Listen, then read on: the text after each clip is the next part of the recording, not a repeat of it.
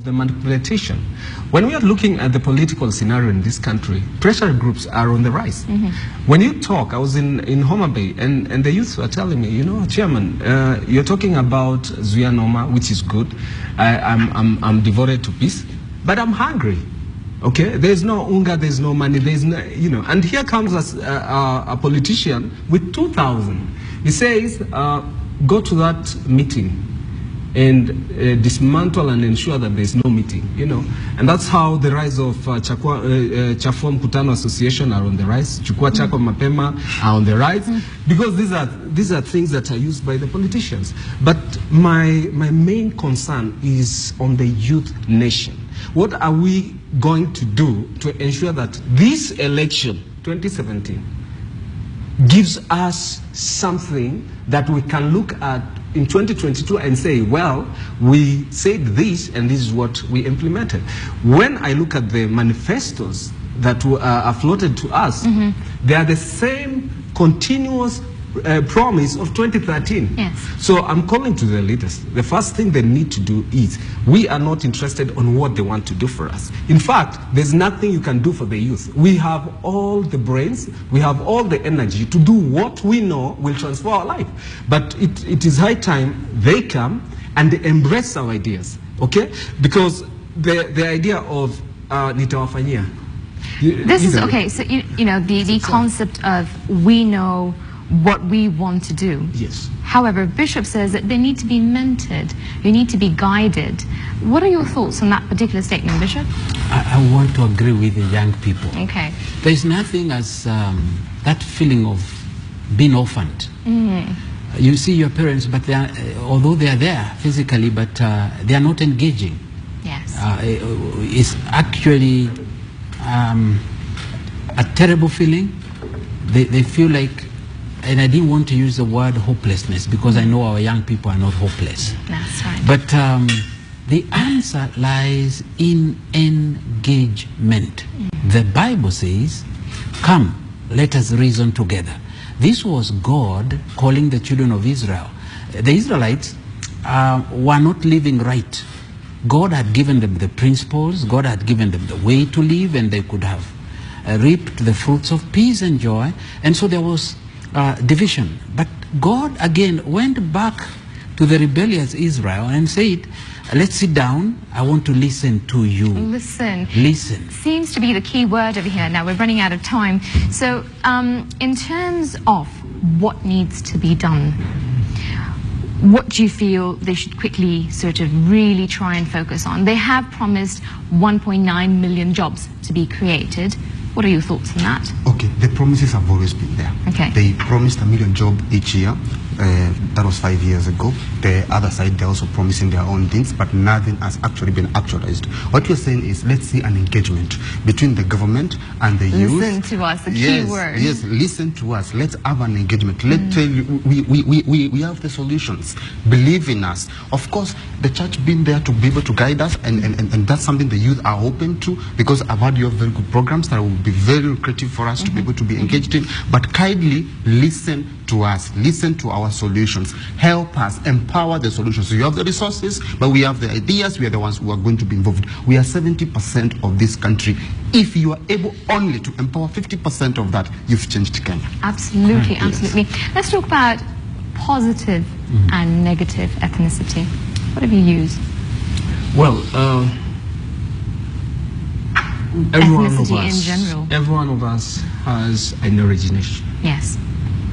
And there's nothing wrong with the origination. The duplication of ideologies now to disguise what was original is what now the negative ethnicity is bringing on the table.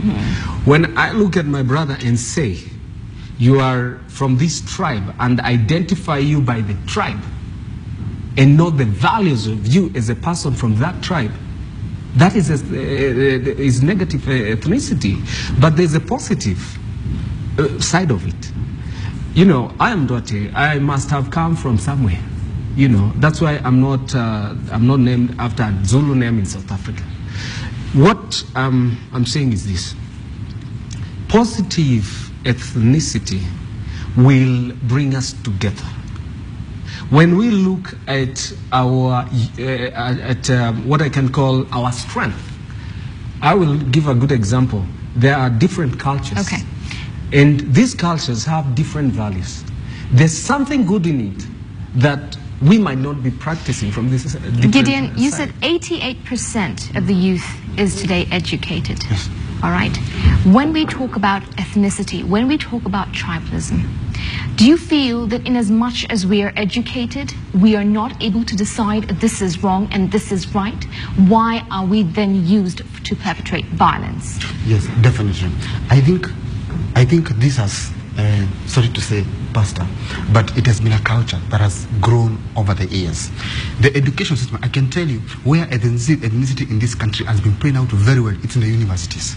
I can tell you when I was in the university, the cocoons, the tribal cocoons were so well entrenched, even in terms of the university elections and all those kind of things. Yeah.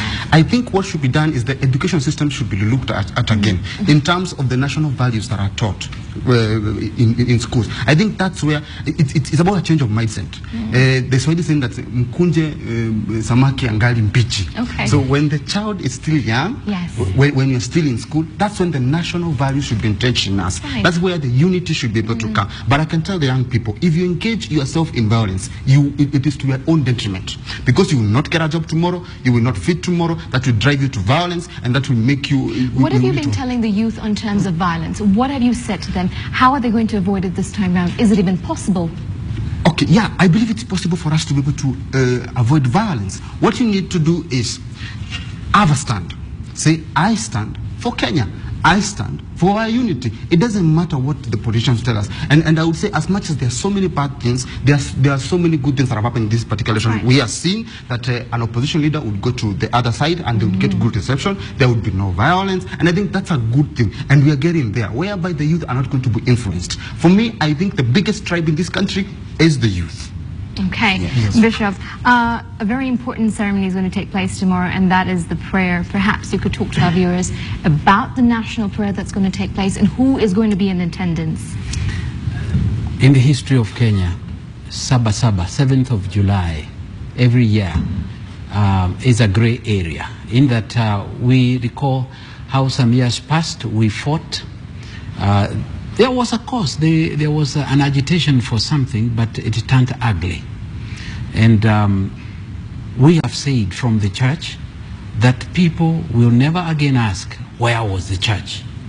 We are leading, we are telling people, let us make July 7th, tomorrow, at Uhuru Park, a prayer day. Everyone is welcome from every divide.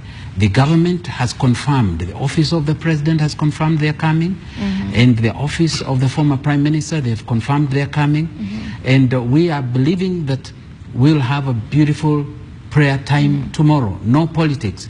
Don't come with your party colors. Yes. We are going to lift peace. We are going to say, let peace rule and reign in Kenya. Bishop, do you feel that it is possible to finally slay this dragon of tribalism, and as cliche as it sounds? Come again? Do you feel it's possible to slay the dragon of tribalism? You talked of negative ethnicity and positive ethnicity. God has brought us, there is unity in diversity.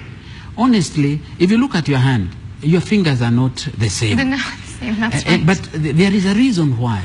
And so, I want to believe every one of us is unique. We didn't apply to be born in this tribe or that tribe. One thing that is lacking, Anjali, Yes, sir. is that we have had a weak nationhood. Outside there, because I've traveled world over. Yes. For example, in America and in Britain, you will not see them banning their national flags. They may have some little pockets of trouble here and there, but they lift their nationhood.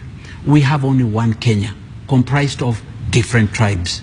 And let us break every wall that can bring a division between us. Let's love one another.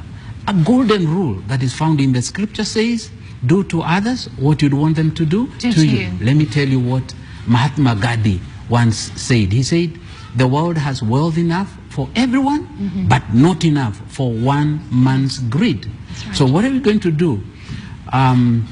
the youth are awake, the church is awake, and we are saying no more darkness. We want to walk in transparency. This cake, you know, politics is just how are we going to share this cake? We don't want to share it in the dark. We want to share it in the open. Let the youth have their share. Let all of us. And in conclusion, may I say this? There is hope in Kenya. Tomorrow, let's gather as one. Let's forget momentarily our differences and lift the name of God high and tell Kenyans in Uhuru Park. And we are going to do a peace pledge. We are going to raise our hands, I included, the fourth estate, the media included, the politicians included, and say, we are for peace. Okay. Are you guys going to be there? Yes, we have confirmed. And they have confirmed. On national TV. In fact, before we started, I had indicated to Bishop that we'll be there. But I want to talk to the youth nation. Yes. And your closing remarks. Exactly, because what has been there is in the past election. There you go. You can look at the camera and tell them. In the past elections, we've had scenarios where the politician makes us to turn against each other. What I would like to say is this. As we head to the general election, what is important in this country is our nation. And this nation can only happen if there's peace. You can do away with election, but you cannot do away with peace. So I'm pleading to the youth of this nation. Vijana, tuzuie noma. Nambia tunatengeneza pesa kazi. So okay. Gideon, just a few words. My final remarks is to urge the youth of this country that this country belongs to all of us. It doesn't belong to the country belongs to all of us, and it's important that we continue to maintain the peace that has been there. You are young people, do not listen to people that are out to differentiate us. Let us continue to stick together and tuzuie noma, pesa kazi after the 8th. Thank you. Okay, thank you very much, gentlemen. It's been a pleasure hosting you all. We've had from my right the Zuia Noma guys, Nduati, KD, who's the national chair, Gideon Gitonga, who's the Secretary General of Zuia Noma, and we've had the pleasure of hosting Mr. Bishop John Warari, who's the EAK and also the National Kenya Chair of Christian Forum. Thank you all, gentlemen, for being with us today.